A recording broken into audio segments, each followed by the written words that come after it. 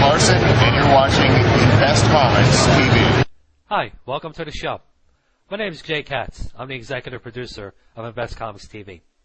Today I'm proud to present the first episode of a 4-part series with comic book legend Neal Adams.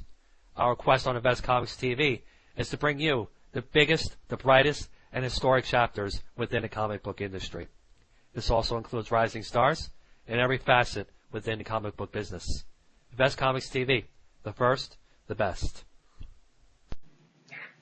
Actually, sounding stupid, I'm sure, is my responsibility, but well, it's my just specialty. try to make me sound. Yeah. It's my specialty to sound stupid. My hair now. There you go. Yeah, there you mine go. too. Anyway, we're here today with Neal Adams, and Neal, I don't know where to start. Neal Adams Studios, Continuity Comics, Continuity Properties, Animatics. Wow. I mean, you can pretty much start anywhere. I'll talk about anything, and you can just, you know what? If you just ask me a question, I'll just go. Okay. So now, if you ask me about science, I'll go for like 3 hours. But if you go about comics, maybe 20 minutes. All right. Well, we'll start with the comics, and we'll come back to the science for another one. How's that? Okay. Let's start with when you were a teenager. Your first job was a daily strip type of thing. Am I correct? No, my first job was for Archie Comics, and I did the Archie joke pages. They don't have those anymore, but I was doing Archie joke pages. Those were the first people that took pity on me and let me draw something. In those days, there were no new comic book artists. I mean, there's nobody within 5 years my junior or 5 years my senior in comic books, essentially. Wow. That was a barren time. So when I wanted to get into comics, and everybody told me, they not only told me that it was insane to want to get into comics, they told me that comics would be out of business in a year. Everybody, Joe Simon, Bill Perry up at DC Comics, who was looking at artists as they brought work in, my teachers, Regis Philbin, everybody knew that comic books were on their way out. So let me see. Regis Philbin for career advice. Is that? No. Actually, Joe Simon for career advice. Yeah, and Regis is doing pretty good for career advice. Joe Simon worked at Archie Comics with Jack Kirby, yep. And they were doing The Fly and a bunch of other things. And I brought my samples up there to Archie, and they had this realistic superhero line, and I showed my work, and they said, well, Jack Kirby and Joe Simon don't come in very often, so I brought samples back 3 separate times. Then finally, in frustration, the Archie guy said, look, why don't we get Joe Simon on the phone? He's seen the samples and maybe you'd like to talk to him. So anyway, they got Joe Simon on the phone, and Joe said to me, I mean, not these exact words, although I guess they should ring in my head throughout the rest of my life. Neal, I saw your work. I like it. I think you could do work for us, but I'm going to do you a favor. I'm going to help you, but you're not going to think that I'm helping you, but I'm going to turn you down, and I'm going to advise you to do something else because, Neal, in a year from now, there's not even going to be comic books. And so you may not think this is a favor, but this is definitely a favor, and I apologize, but sorry, I'm not going to hire you. And so I said, well, thanks, Mr. Simon, and hung up the phone. And the guys, I turned around to the Archie guys. Victor Gorelick was there at the time, who is still at Archie. And I guess they must have seen the look on my face, the tragedy on my face. And they said, well, maybe you want to draw Archie comics. I said, I will do anything. And so I started to do Archie pages for Archie Comics. It was my first money.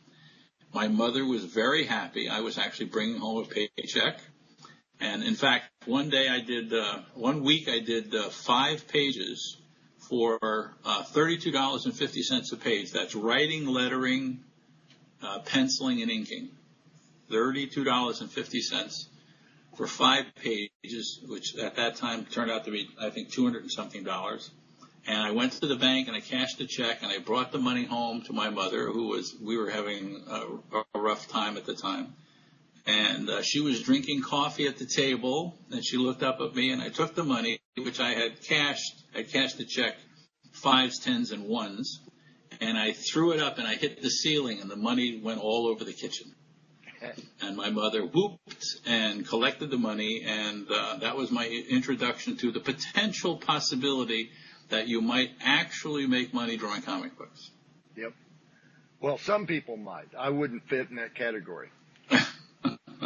But if I found this on Wikipedia because I didn't know this about your history, or you can tell me if it's accurate. But you did a daily. They never are accurate, huh? You did according to them, you did a daily newspaper strip for, what was it, Marcus Welby, or one of the Ben Casey, the neurosurgeon, yeah.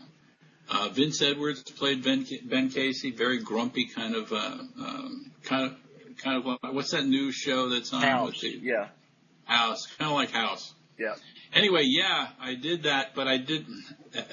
We could hardly call it the beginning of my career, because my career began when I was 18 years old, and I got the strip when I just turned 21, meaning that I could sign my own contract. But at that point, I had a whole career. I had done comics for advertising. I did certainly the Archie pages. Then I did backgrounds and other work on Bat Masterson, was based on the Bat Masterson TV series. Those of us who remember Gene Barry doing Bat Masterson, there you go. And then I did a lot of commercial work. Then I worked for Johnstone and Cushing doing comics for advertising. I did illustration work. I jammed a lot of work into 3 years. And when I got the Ben Casey work, I was really 20 years old, probably the youngest, maybe not the youngest syndicated cartoonist, but I think I was, certainly at the time. And I lied to them. I told them I was 25 because I knew they wouldn't believe that somebody could do a syndicated strip at 20 years old. And I competed with really the best guys out there, the Stan Drakes and the Leonard Stars and all the rest of them. And I did pretty well, considering that I was just turned 21.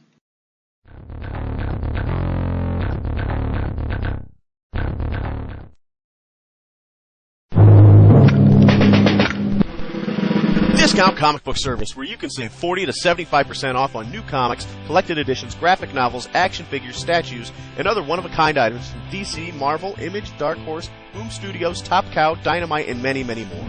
Go to www.dcbservice.com for easy ordering and fast delivery. Or you can visit our brick-and-mortar location at 10202-C Coldwater Road in Fort Wayne, Indiana. DCBS, welcome home. The guy that hired you for that, I believe, according to this article I read, was Al Capp's brother? Jerry Capp. He didn't exactly hire me, because if he had money to hire me, I would have taken it.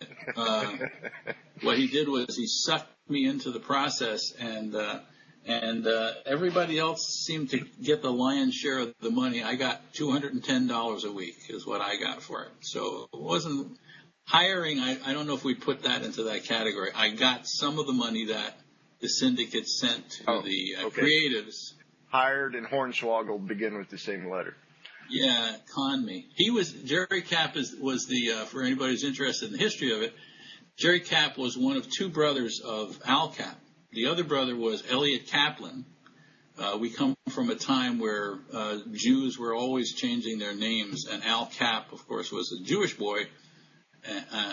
Kaplan was his name, and Elliot, who didn't change his name, was the writer of several comic strips, Dr. Kildare, The Heart of Juliet Jones, Big Ben Bolt, and I forget the other ones. Anyway, he was a prolific comic strip writer, and Jerry handled promotion for his brother Al. And he also wanted to become a comic strip writer. And when Elliot got Dr. Kildare, Jerry thought, I'm going to get Ben Casey. And then I'm going to get some artist to draw it, whoever the hell that might be. And that turned out to be me. And you moved on from there, and you did several. But one of them I'd like to concentrate on. Well, you did several DC characters. You did, of course, Batman, which you're still doing. We would call that, by the way, professionally, a come down. Usually, especially in those days, you didn't rise to do comic books. You rose to do a syndicated strip. So having a syndicated strip at 20 years old was a big coup. Yeah. Going down to do comic books was considered to be a very negative thing. That has changed now. Has changed very much because kind of a role reversal thing. Yeah, I think history has gone back on itself, and now suddenly comic books are the big deal, and comic strips are gag a day. Nobody cares. People used to march on City Hall if they took Little Orphan Annie out of their local newspaper. I do recall that. And everybody got all excited about it. But now, people read the comic strips in the newspapers incidentally, and they are what we call in the business gag a day. Yep. Comic books are significant and literature. Well, they're certainly art, in my opinion. And there you go. I have several 4-drawer filing cabinets full of that art, going back to when you first started doing comic books. And I've got to be honest, it wasn't just because of you. It was because that was my age. Wasn't? No, really? Although you're in a lot of those very first. You could lie and tell me that it was. You're certainly the best in the business. How's that one? That's good. Or maybe the longest lived in the business. But maybe. In part 2 of this exclusive series with Mr. Neal Adams, Neal relates how he and a handful of other creatives within the comic book industry address certain significant social issues of the day and how it created significant issues for the comic book industry itself. So come back for part 2. I'm sure you'll enjoy it. Greetings, Earthlings. I am from the planet Zordon. Watch my friends, Dennis, Crenshaw, and Rick Osman, on Unraveling the Secrets, right here on the Soup Media Network each Saturday at midnight Eastern, 9 p.m. Pacific, and each Sunday, at noon Eastern. They will bring you interesting guests and information from all over, above, or inside your pathetic little planet. Oh my. I've misplaced my tinfoil derby.